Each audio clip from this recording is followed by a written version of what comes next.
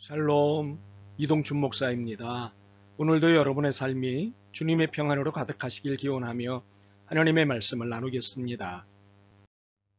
오늘 주시는 말씀은 출애굽기 12장 37절에서 42절 말씀입니다.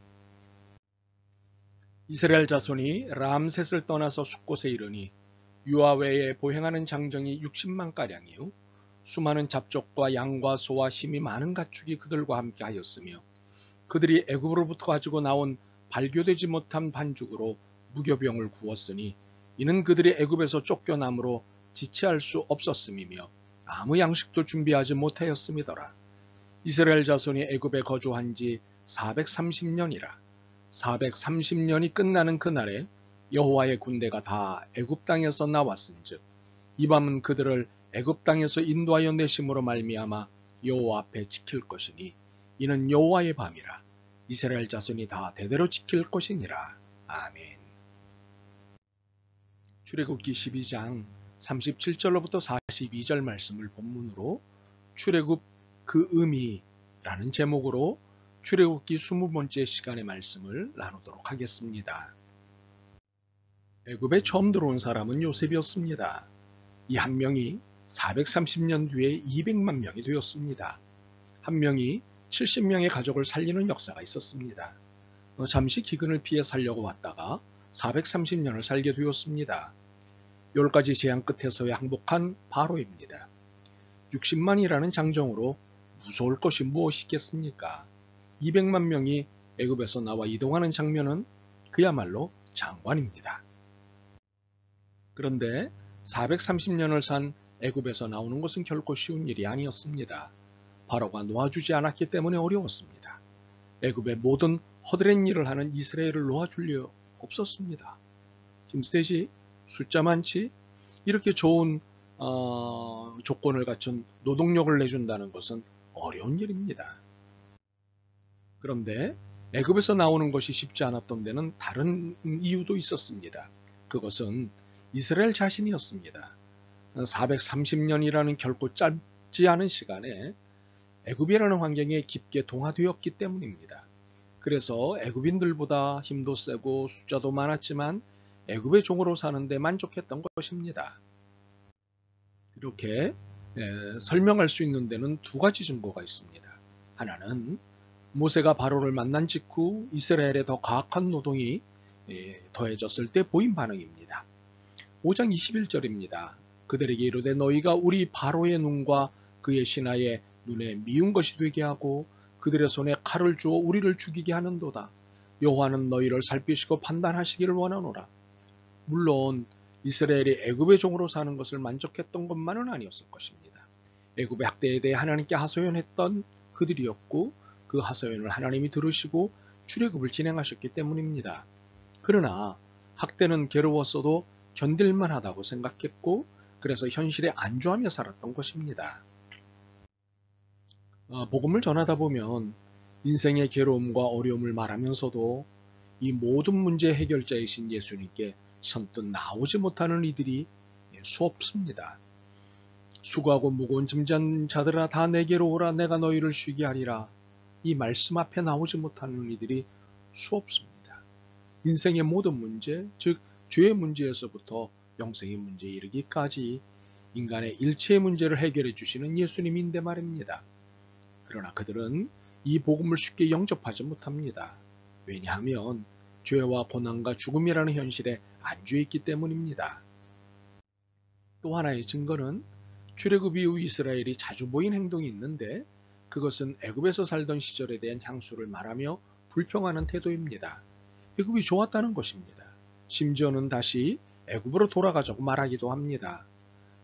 물에 빠진 사람 건져 살려주었더니 내 보따리 내놓으라고 생떼 쓰는 사람과 같습니다.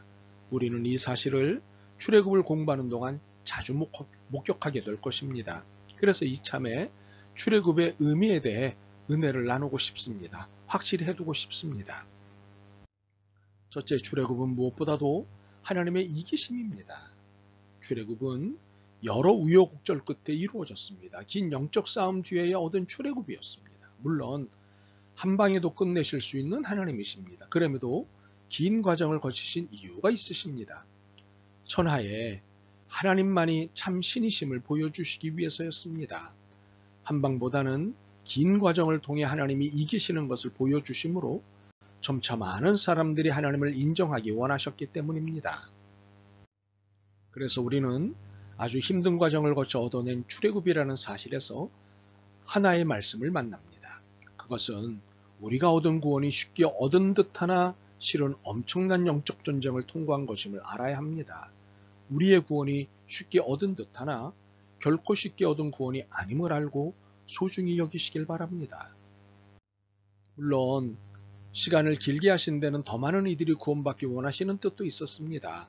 베드로후서 3장 9절에 보시면 주의 약속은 어떤 이들이 더디다고 생각하는 것 같이 더딘 것이 아니라 오직 주께서는 너희를 대하여 오래 참으사 아무도 멸망하지 아니하고 다 회개하기에 이르시기를 원하셨느니라.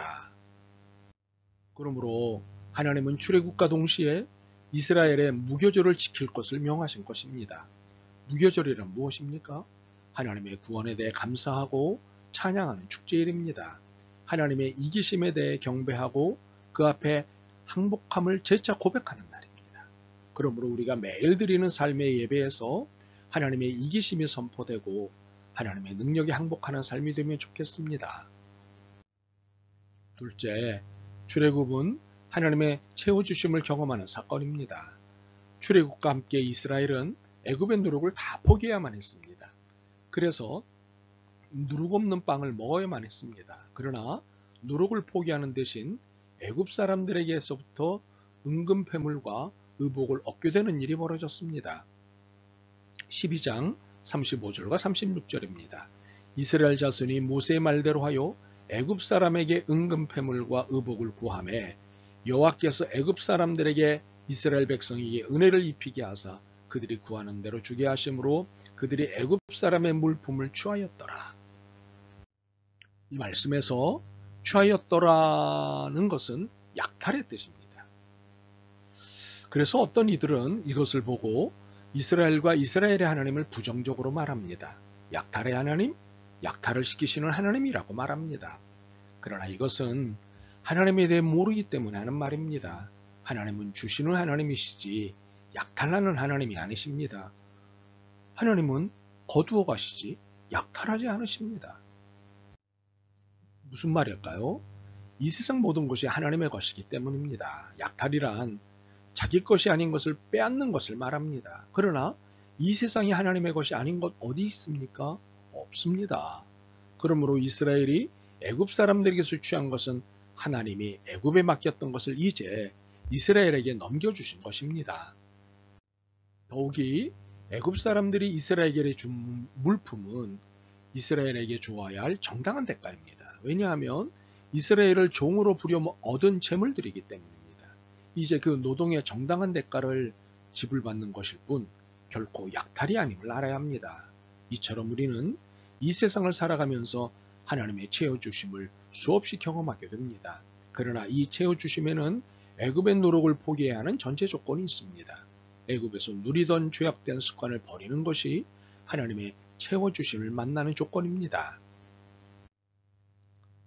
셋째, 출애굽은 여호와 하나님의 군대로 살아가는 첫걸음입니다.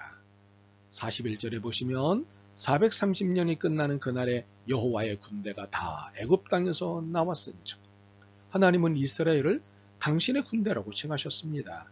백성이 아닌 군대라는 직위를 부여하셨습니다. 왜 군대라고 하셨을까요?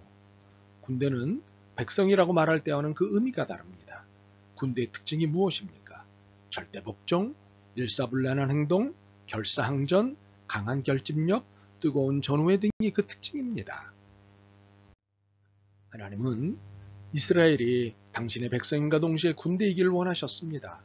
출애굽으로 모든 것이 끝난 것이 아니기 때문이었습니다. 출애굽은 광야를 거쳐야 하고 가나안에서 기존의 세력들과 대대적인 전쟁을 치료하는 과정이 기다리고 있었기 때문입니다. 참으로 가나안 정복은 군대가 아니면 이룰 수 없는 과정입니다. 가나안 정복은 수없는 전투를 치러야 하는 힘겨운 과정입니다. 그러므로 절대복종, 일사불란한 행동, 결사항전, 강한 결집력, 뜨거운 전후회를 특징으로 하는 군대여야 하는 것입니다. 그렇습니다. 우리의 신앙의 여정이 이와 같습니다. 죄악에서 구원받은 이후 우리는 광야 같은 인생길을 견뎌내야 합니다. 그리고 하나님의 안식을 얻기 위해 가나안의 죄악을 몰아내야 합니다. 참으로 신앙 여정은 영적 싸움의 연속입니다. 마귀와의 싸움의 연속입니다. 우리는 이것을 영적 전투라고 합니다. 그래서 우리는 하나님의 군대여야 합니다. 그러므로 우리는 바울의 권면을 따라야 합니다. 마귀의 관계를 능히 대적하기 위하여 하나님의 전신갑주를 입으라는 바울의 권면을 따라야 합니다. 우리가 지금 살고 있는 것은 출애굽의 삶입니다. 애굽에서의 삶이 아닙니다. 그러므로 애굽에서 살던 습관을 떨쳐내야 합니다. 그리고 하나님의 군대로 살아야 합니다.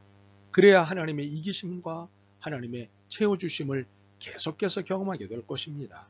말하기는 여러분의 신앙과 삶이 절대복종, 일사불란한 행동, 결사항전, 강한 결집력, 뜨거운 전우회로 꽉 채워지길 소망합니다. 아멘. 주님, 아직 저희들의 신앙 여정이 출애굽 이후 사막길임을 깨닫습니다. 아직 가야 할 길이 있기에 고통스럽습니다. 그러나 주님의 군대로 살겠습니다. 이 영적 전투에서 잘 살겠습니다. 도와주옵소서. 예수 그리스도의 이름으로 기도드립니다. 아멘. 오늘도 여러분의 믿음과 삶을 응원합니다. 사랑합니다.